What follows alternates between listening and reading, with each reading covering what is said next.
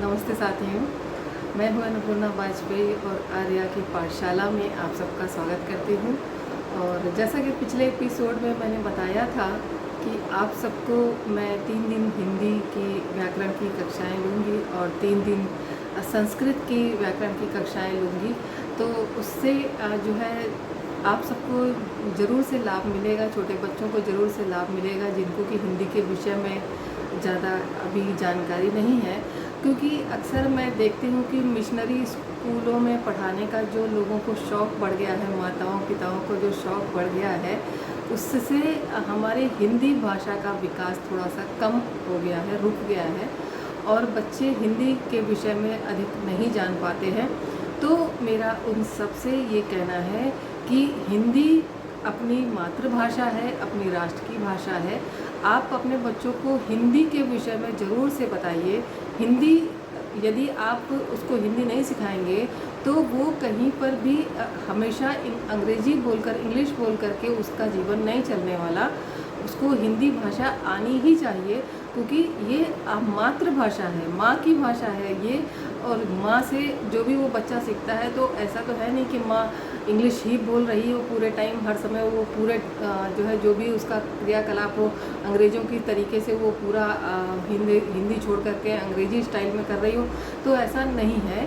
वो हिंदी में ज़रूर से बोलती होगी। तो आप अपने बच्चों को अपनी माँ से दूर मत रखिए। माँ मीन्स हिंदी, हिंदी जो मातृभाषा है उससे दूर मत रखिए। उनको हिंदी की पूरी जानकारी दीजिए। तो जो उन माताओं को भी नहीं आता जिनको हिंदी के विषय में ज़्यादा जानकारी नहीं है, तो मेरे ये एपिसोड जो होंगे वो उन माताओं के लिए होंगे। बच्चे तो बाद में देखेंगे और बाद में पढ़ेंगे। तो पहले तो उन माताओं के लिए है जो अपनी बच्चों को हिंदी से दूर रखना चाहती हैं। हिंदी को नहीं, ना उन्हें जानकारी है, ना वो बच्चों को दे पाती हैं क्योंकि उनको खुद भी जानकारी नहीं है। वे अपनी संस्कृति से, अपने संस्कारों से दूर हो गई हैं और वो अपनी हिंदी से जुड़ना नहीं चाहती। तो मैं उन सब माताओं के लिए, उन सब के लिए ये एपिसोड बनाऊंगी और बना रही हूँ। तो मैं आशा करती हूँ कि आप सबको हमारा ये चैनल ज़रूर से पसंद आएगा और हमारे चैनल को ज़्यादा से ज़्यादा सब्सक्राइब करते रहिएगा और वीडियो को ज़रूर से अंत तक देखिएगा। कुछ भी काम का लगता है तो कमेंट में आप ज़रूर से नीचे लिखिएगा और आपको कुछ और पूछना हो तो कमेंट में ज़रूर से लिखते रहिएगा। और इसी तरीके से हमारी हिंदी भाषा को आगे बढ़ाने में आप सबका सहयोग मिलता रहेगा। ये आप सबसे मेरी जो है अभिलाषा है, मेरी प्रार्थना है कि मेरे चैनल को आगे बढ़ाते चलिएगा।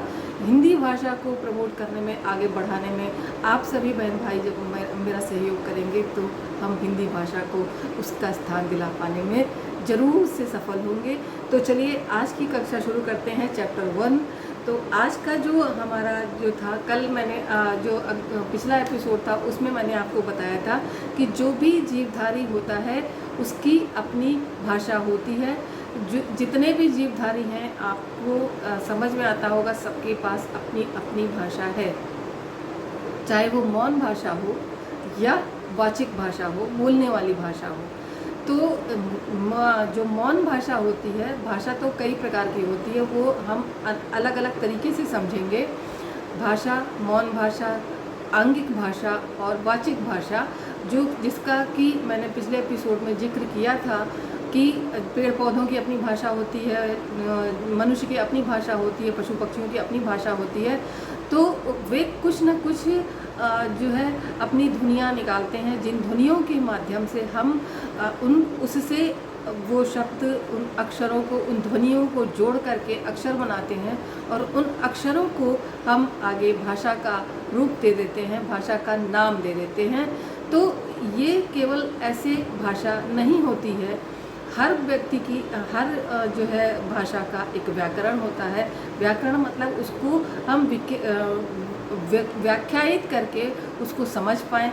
आप मान लीजिए, एक एग्जांपल देती हूँ, एक उदाहरण देती हूँ कि सोहन टिफ़िन लेकर विद्यालय गया। ये एक साधारण सा वाक्य है और दूसरा व्यक्ति जिसको कि व्याकरण नहीं आता, वो किस प्रकार से बोलता है। जो नन्हा बच्चा है, जिसको कि कुछ शब्दों का ज्ञान है, उन शब्दों के अनुसार यदि वो बोलता है तो वो बोलेगा मम्मी, खाना, स्कूल जाना, बैग, इस तरीके से टूटे फूटे शब्द जो वो जोड़ पाता है, उन शब्दों को वो जोड़ करके वो कोशिश करता है कि मैं अब इन शब्दों को जोड़ करके मैंने भी एक वाक्य बना लिया और वो वाक्य पूरा हो गया है, और बहुत खुश हो जाता है कि वो छोटा सा वाक्य उसने बनाया और अपनी माँ के सामने रखा कि वो उसकी माँ अपने विवेक से ये समझ जाती है, क्योंकि वो ये जानती है कि बच्चे ने बोला खाना, बैग, स्कूल, तो वो बच्चा स्कूल नहीं जा रहा होता है, लेकिन उसने दूसरे बच्चे की नकल की। मोहन जो बच्चा होता है, सोहन जो भी बच्चा होता है, जो भी बच्चा हो वो स्कूल जा रहा है, वो अपनी माँ से खाना मांग रहा है क्योंकि उसे स्कूल जाना है। तो उसी की कॉपी की उसने, छोटे बच्चे ने, जो और भी छोटा सबसे छोटा बच्चा था, जिन शब्दों को तोड़ करके बोल रहा था, उन शब्दों को उसने कॉपी किया, थोड़े थोड़े शब्द उसने पकड़े और बोला।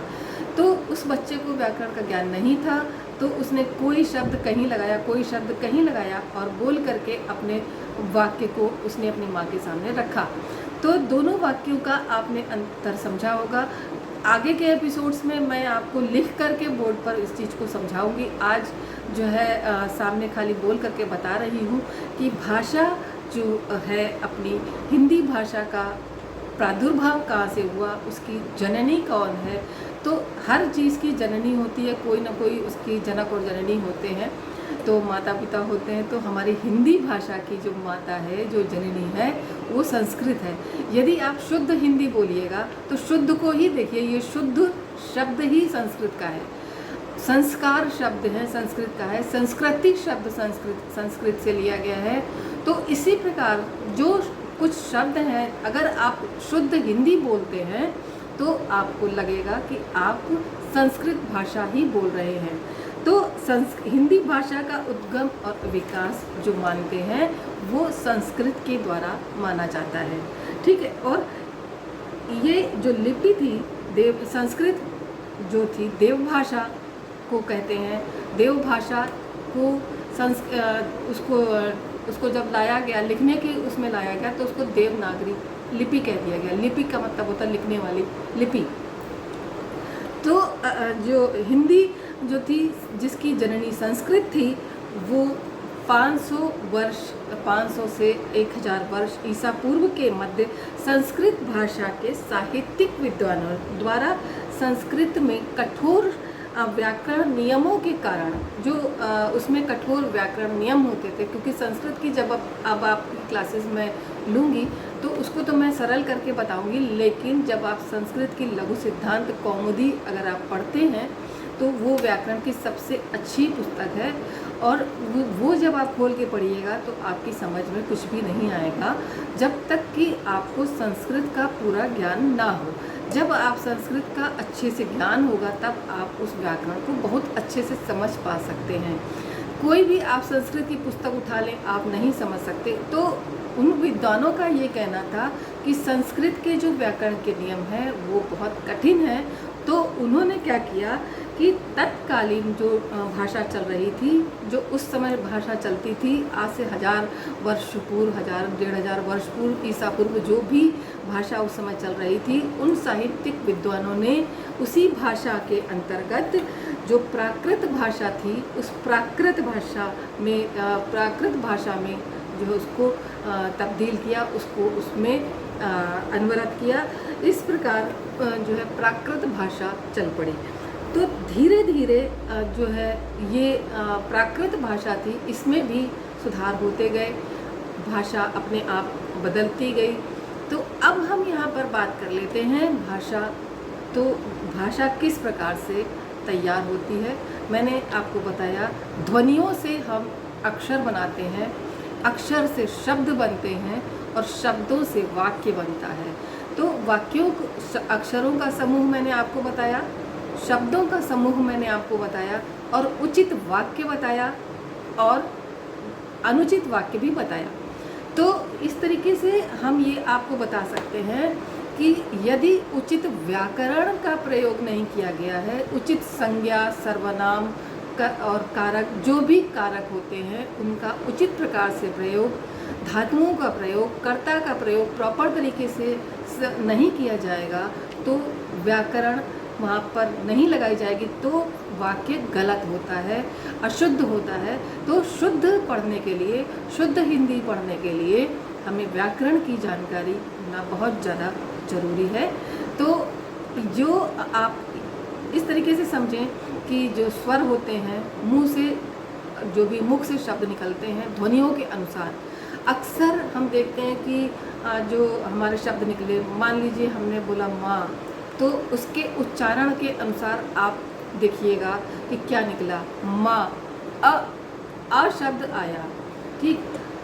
प, तो प में ही आ शब्द आता है, छोटा आ आता है।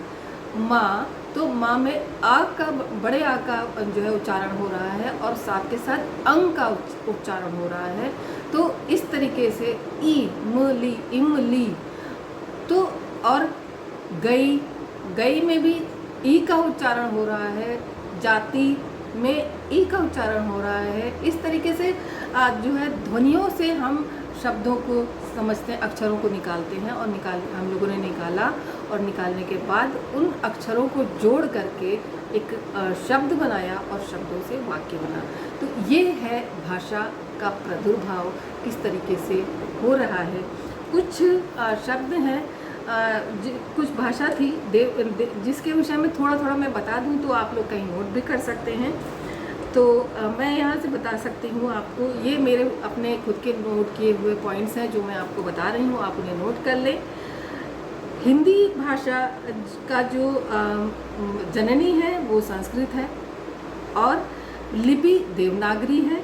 500 से 1000 ईसा पूर्व के मध्य संस्कृत भाषा के साहित्यिक विद्वानों द्वारा संस्कृत भाषा के कठोर व्याकरण नियमों को त्याग कर उस समय की प्रचलित भाषा प्राकृत का जन्म हुआ।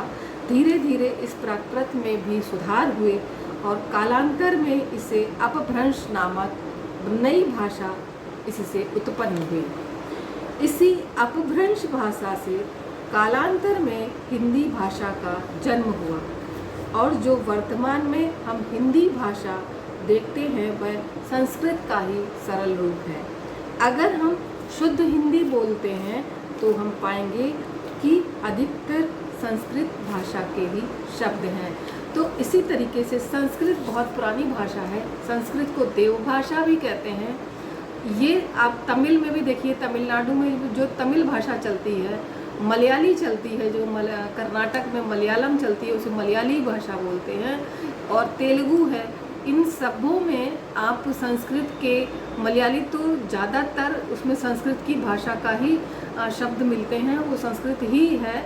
और तमिल में भी संस्कृत के कई सारे वर्ड्स मिलते हैं, और हिंदी में भी अगर आप शुद्ध वर्ड बोलेंगे, शुद्ध शब्दों का उच्चारण करते हैं, तो उसमें भी संस्कृत की भाषा आपको मिलती है। बंगाली चले जाइए तो बंगाली में भी मिलेगी। तो इस तरीके से संस्कृत भाषा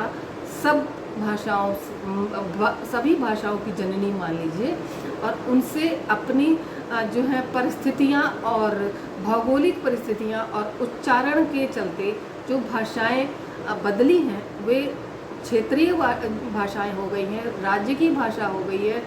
उनमें भी संस्कृत, चूँकि संस्कृत थी और संस्कृत पूरी देवभाषा थी, सब जगह संस्कृत चल रही थी, और स्टेट अनुसार, राज्यों के अनुसार, स्थानों के भौगोलिक परिस्थितियों के अनुसार उच्चारण में जो भाषाएं बदली वो उसी भौगोलिक परिस्थिति के अनुसार उसी राज्य की भाषा कहलाई। तो विभिन्न राज्य हैं हमारे पास। तो हमने पिछले एपिसोड में भी मैंने बताया था कि हम बहुत धनी हैं, हम अपने कि हमारे पास विभिन्न प्रकार के जो है भाषाएं हैं, और विभिन्न राज्य हैं हमारे पास, विभिन्न हमने उनके पहनावा, उनका खान पान, हम सब विभिन्नताओं का देश है हमारा भारत देश। तो हम उन विभिन्नताओं में जो है अपने आप को पाते हैं, और हम बहुत ही ज़्यादा भाग्यशाली हैं कि हम भारत की संतान हैं। इस गौरवशाली भारत हमारा देश है और हम इसकी संतान हैं। तो इसके साथ हम अगला जो चैप्टर होगा, अगले चैप्टर में हम भाषा का उद्गम, उच्चारण किस प्रकार से किया जाता है, वो स्वर और व्यंजन, उन सब के विषय में पढ़ेंगे। आज के लिए बस इतना ही, और आप सब ने पूरा एपिसोड देखा होगा, इसके लिए आप सबको पूरा बहुत बहुत धन्यवाद। और वीडियोस को शेयर करते चलिएगा, चैनल को सब्सक्राइब करते चलिएगा, आप नए ज़रूर होंगे, क्योंकि मेरा वीडियो ही नया है, चैनल नया है। तो आप सब इस चैनल को सब्सक्राइब करते चलिएगा और शेयर करते चलिएगा। संभवतः आप सबके काम आने वाला है, इसलिए ज़रूर से ज़रूर सब्सक्राइब करिएगा। बहुत बहुत आप सबका धन्यवाद और जय हिंद, जय हिंदी।